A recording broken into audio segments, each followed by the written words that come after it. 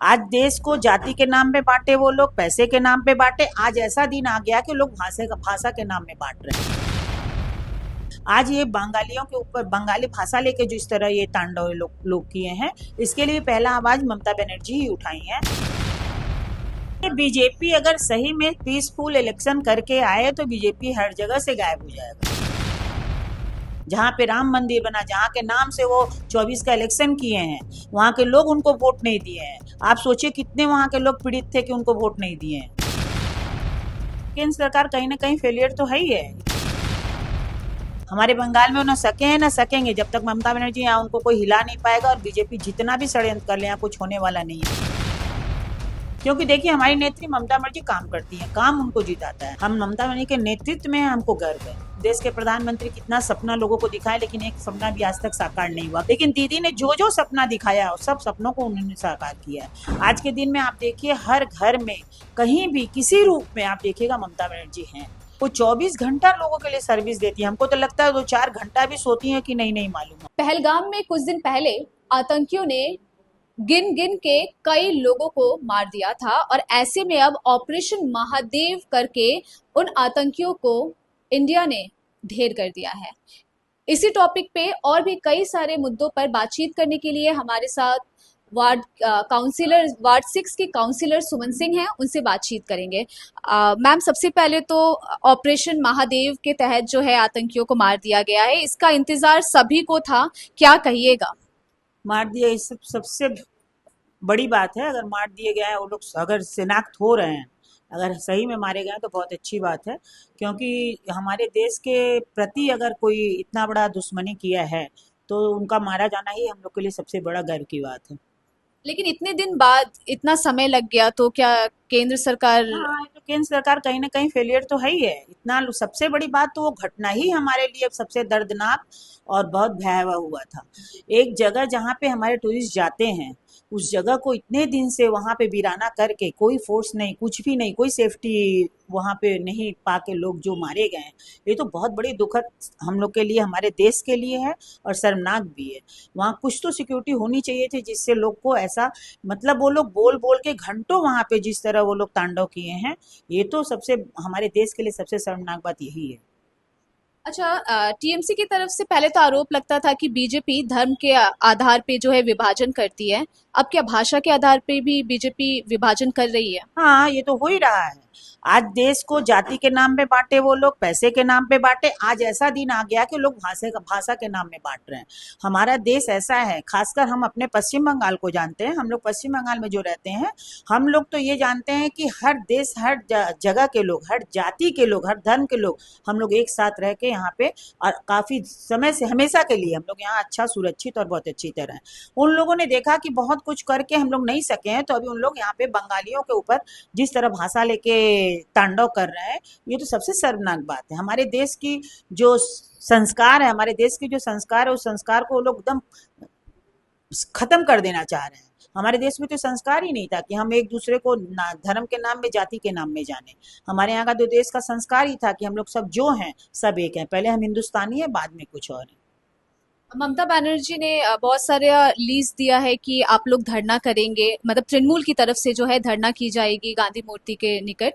आप इससे कितनी सहमत है और आप भी क्या उस धरने में शामिल होंगे? हम तो इस बात के, हम पश्चिम बंगाल में रहते हैं, इस बात का हमें गर्व है। हम ममता बनर्जी के नेतृत्व में हमको गर्व है। क्योंकि वही एक नेत्री हैं जो किसी भी बात, किसी जगह कोई भी आंदोलन करने के लिए सबसे पहले आवाज उठाती हैं। आज ये बंगालियों के ऊपर बंगाली भाषा लेके जो इस तरह ये तांडव लोग किए हैं, इसके लिए पहला आवाज ममता बनर्जी ही उठाई है। और अगर कहीं यूपी बिहार का कहीं भी कोई भी किसी के ऊपर कोई यहाँ चाहता है तो सबसे पहले हमारी नेत्री ही आंदोलन करती है। आप देख लीजिए, नोटबंदी हो, हमारे यहाँ कोई भी ऐसा बीजेपी जो अपना राज हिटलरगिरी दिखाना चाहे, उसका अगर कोई कड़ा आंदोलन किया है तो सिर्फ ममता बनर्जी। और हम उनके नेतृत्व में वो जहां जहां जैसा जैसा आदेश देंगे, हम लोग एकदम प्रस्तुत हैं करने के लिए। ममता बनर्जी जैसे कि कहती है कि लोकतांत्रिक अधिकार है, कोई भी कहीं पे भी प्रोटेस्ट कर सकता है।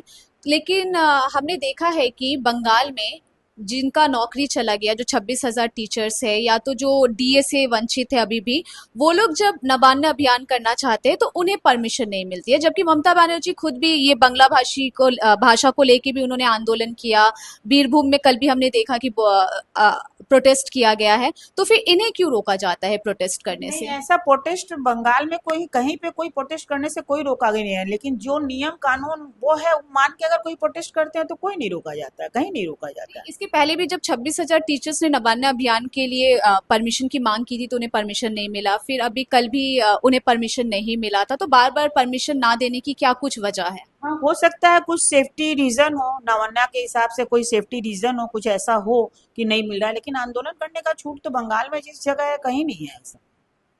लेकिन हर लोग इन्हें तो नबान्य अभियान जब भी होता है तो बड़े बड़े बैरिकेटिंग्स कर दिए जाते हैं, काफी ज्यादा पुलिस बल मौजूद हो जाते हैं, बार बार रोका जाता है, वाटर कैनन, टीयर गैस जो है वो सब तैनात किए जाते हैं। देखिए, अगर शांति से आंदोलन किया जाए तो इस सब की जरूरत ही नहीं है। आप लोग को याद होगा वामपंथियों के टाइम जो आज आज हम लोग 21 जुलाई करते हैं, किस लिए करते हैं? हम लोग भी उस दिन आंदोलन में ही बैठे थे। हम लोग का शांतिपूर्ण आंदोलन था, लेकिन ये था कि वो लोग सोचे कि हम लोग राइटेज शायद उठा के लेके भाग आएंगे। उन लोग का कुछ ऐसा ही सोचना था, तभी तो इतना बड़ा दुर्घटना हुआ। इस दुर्घटना से ऐसा दुर्घटना आगे ना हो बोल के ही सेफ्टी रीजन के लिए ही बोला जाता है। नवन्नों का अगर आपका अभियान है, आप चलाइए, कहीं बैठ के शांति से आंदोलन कीजिए, लेकिन शांति से आंदोलन होता कहाँ है? लोग दम नवन्नों पे ही चढ़ जाते हैं। तो ऐसे तो एक तो सिक्योरिटी रीजन है ही है, जो कभी नहीं। लेकिन 21 जुलाई वाला आप याद कीजिए, 21 जुलाई का जो आंदोलन हुआ था वहां भी तो शांति से बैठ के आंदोलन करने की बात थी, लेकिन वो लोग नहीं माने। वो लोग सोचे हम लोग राइटर्स में जा रहे हैं। उस दिन इतनी इतना बुरी तरह ये वो दिन आज भी हम लोग काले दिवस में हम लोग मनाते हैं कि आज भी उस 14 लोग हमारे भाई लोग नहीं रहे। वैसा दिन ना आए, वैसा कुछ करना ना पड़े, ऐसा कुछ हो नहीं, माहौल नहीं तैयार हो, इस वजह से नमूना अभियान के लिए कुछ एक सिक्योरिटी रीजन के लिए उनको एक जगह पे रोका जाता है, जो लोग नहीं मानते हैं। इसी के क्या बीजेपी और ईसी का कुछ मिली भगत होता है, या फिर क्या लगता है कि बीजेपी का ईसी के साथ कुछ ज्यादा ही लगाव है, किसी को भी प्रमाण पत्र मिल जा रहा है, या फिर बंगाल में जो जेन्युइन वोटर्स है उनका नाम कट जा रहा है? देखिए, बीजेपी अगर सही में पीसफुल इलेक्शन करके आए तो बीजेपी हर जगह से गायब हो जाएगा, ये 100% है। और बंगाल में हमारी स्टैंडिंग ममता बनर्जी है बोल के वो नहीं सक रहे हैं, लेकिन हमने सुना है, हमारे लोग यूपी में रहते हैं, उन लोग का यही है। वो लोग ईवीएम गड़बड़ कर रहे हैं, वो लोग वोटर लिस्ट में धांधली कर रहे हैं। वो लोग अगर पीसफुल इलेक्शन करें तो वो लोग अयोध्या जैसा जगह को नहीं खो सकते हैं, जहाँ पे राम मंदिर बना, जहाँ के नाम से वो 24 का इलेक्शन किए हैं, वहाँ के लोग उनको वोट नहीं दिए हैं। आप सोचिए कितने वहाँ के लोग पीड़ित थे कि उनको वोट नहीं दिए हैं। तो अगर सचमुच वैसा इलेक्शन हो तो कहीं वो लोग नहीं सकेंगे। हमारे बंगाल में वो ना सके हैं ना सकेंगे, जब तक ममता बनर्जी यहाँ उनको कोई हिला नहीं पाएगा। और बीजेपी जितना भी षड्यंत्र कर ले, यहाँ कुछ होने वाला नहीं है। वो जो भी पेपर दे दे, वो जो भी कुछ कर दे, हम लोग वहाँ उसको सकने नहीं देंगे। उनका तो ये धांधली वाला काम ही है। बीजेपी ये समझ चुका है कि अगर पीसफुल इलेक्शन होगा तो हम लोग नहीं आएंगे, इसलिए वो सब जगह धांधली का रूप ले चुका है। आखिरी सवाल पूछूंगी। मेयर फिरहाद हकीम भी बोल रहे हैं कि हम लोग हर दिन सर्विसेज दे रहे हैं, सब कुछ कर रहे हैं। मैं किसी भी विधानसभा क्षेत्र से खड़ा हो जाऊं तो मैं जीत जाऊंगा। तो क्या लगता है कि टीएमसी को हराने की क्षमता क्या किसी में नहीं है? और आगे असेंबली चुनाव भी है, इलेक्शन है, तो टीएमसी कितनी सीट्स ला रही है? हम लोग का तो टारगेट पूरा ही है, हम लोग एक सीट छोड़ने वाले नहीं है। लेकिन अगर कहीं कुछ ऐसा हुआ, अगर वो लोग कहीं पा रहे हैं तो कोई बहुत बड़ा नहीं। इस बार उनका जो 70 था वो तो शायद 69 में आ चुका है, वो 69 भी इस बार गायब होने वाला है। कहाँ जाके अटक जाएंगे वो लोग, कोई ठीक नहीं है। क्योंकि देखिए, हमारी नेत्री ममता बनर्जी काम करती है, काम उनको जिताता है। हमारी ममता बनर्जी लोगों के दिल में बसती है।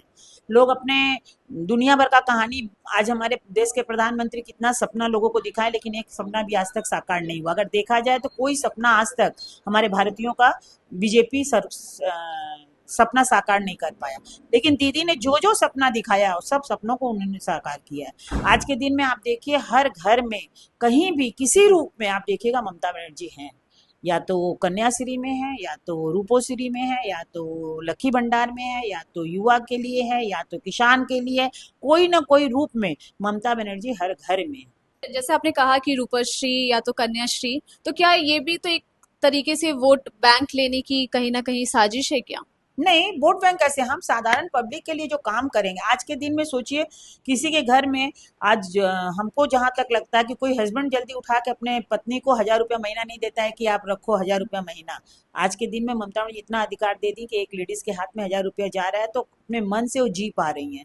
आज अगर उनको कुछ इच्छा हो रहा है तो जाके वो खरीद के ला रही हैं। अपने बच्चों के लिए चॉकलेट खरीदना है तो कम से कम उनको हस्बैंड के सामने हाथ नहीं फैलाना पड़ रहा है। तो ये तो हम उनको दे के वोट के लिए नहीं किया गया, और ना ये कोई ये अगर वोट का नाम आप लोग ले रही हैं तो ये सिर्फ टीएमसी के लोगों को नहीं किया गया है। ये बीजेपी के हो, वामपंथी हो, कोई भी दल के लोगों, कोई भी जाति के लोगों, कोई भी धर्म के लोगों, सबके लिए खुला हुआ है। तो ये तो सिर्फ वोट का लालच नहीं हुआ। अगर हम देखते तो हम अपने लोगों को देंगे, भाई जहाँ मेरा वोट श्योर है। हम लोग ऐसा तो कर नहीं रहे। हम लोग तो हर एकदम समानता के हिसाब से हम लोग सब जगह, हर जाति, हर धर्म के लोग को, हर दल के लोग को, इवन हम लोग बीजेपी जो करते हैं, सीपीएम करते हैं, हम लोग उनको बुला के भी करवाते हैं कि भाई आप क्यों वंचित हैं, आप भी आइए, आप भी करवा लीजिए। तो ये तो उनका जो सोच है कि लोगों के दिल में बसने वाली, लोगों के गरीबों की मसीहा, हम तो नेत्री को गरीबों का मसीहा ही कहते हैं। वो सचमुच गरीब, वो 24 घंटा लोगों के लिए सर्विस देती है। हमको तो लगता है 2-4 घंटा भी सोती हैं कि नहीं मालूम हमको। जो लेडी इतना कर सकती हैं, उनको क्या स्वार्थ है कि उनको वोट हो। तो हाँ देखिए, राजनीति अगर वो कर रही है तो ये तो चाहेंगी ना कि हमारा वोट हमारा कहीं और नहीं जाए, जो वोट है वो हमें मिले, हमारे दल को मिले। तो ये तो हर आदमी सोचता है वो, लेकिन ये पैसा दे के या लालच दे के नहीं, अपने कामों के द्वारा वो वोट चाहती हैं। हर जगह गली नुक्कड़ जगह, लोगों के दिल में, स्कूल में, कॉलेज में, कोई ऐसा क्षेत्र नहीं है। एडुकेशन के क्षेत्र में देख लीजिए, कोई ऐसा क्षेत्र नहीं है जहाँ ममता बनर्जी नहीं है। और हर जगह वो वोटरों के लिए काम करती हैं। देखिए, वोटर तो बहुत लोग हैं हमारे यहाँ हैं, करीब यहाँ हमारे 1.5 लाख लोग रहते हैं। वोटर हमारे 50,000 हैं, लेकिन हम 50,000 के सिवाय लाखों लोगों को तो सर्विस हम दे रहे हैं। तो इसका मतलब ये नहीं है कि सिर्फ वोटर के लालच में, हम लोग सबको सर्विस दे रहे हैं। नेत्री के हिसाब जो उनका उद्देश्य है, उस उद्देश्य को हम लोग पूरा करने की पूरी कोशिश करते हैं कि हर तरफ से, हर जगह हम लोग पब्लिक को सुविधा दें। जैसा कि आपने सुना कि काउंसलर सुमन सिंह ने कहा है कि ममता बनर्जी गरीबों की मसीहा है, और बीजेपी पे भी उन्होंने काफी ज्यादा हमलावर हुई, और ये भी कहा कि बीजेपी भाषा को लेकर अब राजनीति की ओर बढ़ रही है। कैमरा सहयोगी खदीजा के साथ मनीषा सिंह, सुपर न्यूज 24। क्या आप बनना चाहते हैं एक प्रोफेशनल ब्यूटी एक्सपर्ट? तो अब आपके लिए है एक गोल्डन अपॉर्चुनिटी जो बदल सकता है आपका करियर और आपकी जिंदगी। Rubina Kazi salon and academy एक ऐसा नाम है जो आपको दे रहा है professional training, beautician, skin, hair, cosmetology के हर कोर्स में। यहाँ सिर्फ 45 दिनों में ही दे सकते हैं आपको चुनिंदा ट्रेनिंग, बेसिक से लेकर इंटरनेशनल लुक्स तक। जी हाँ, 10 एक्सक्लूसिव लुक्स की expert training, Brazilian makeup, water resistant makeup, illuminated look और भी बहुत कुछ सीखने को मिलेगा। और सबसे बड़ी बात, ISO बेस्ड कोर्स जो कि वर्ल्ड वाइड अप्रूव्ड है। यानी कोर्स के बाद आप दुनिया में कहीं भी जा सकते हैं और शानदार जॉब पा सकते हैं। यहाँ आपको अपने सपनों की उड़ान के लिए पैसों की कमी नहीं महसूस होगी, क्योंकि यहाँ है EMI इजी ऑप्शन अवेलेबल। पता नोट कर लीजिए, Rubina Kazi salon and academy, 4th floor, Devi market, Greek Orthodox church के पास, Hazra Kalighat, new sky wall bridge के सामने। तो इंतजार किस बात का, आज ही जुड़िए रुबीना काजी एकेडमी से और बनाइए अपना फ्यूचर और भी ज्यादा ब्राइट। सीट सीमित है, तुरंत संपर्क करें इस नंबर पर।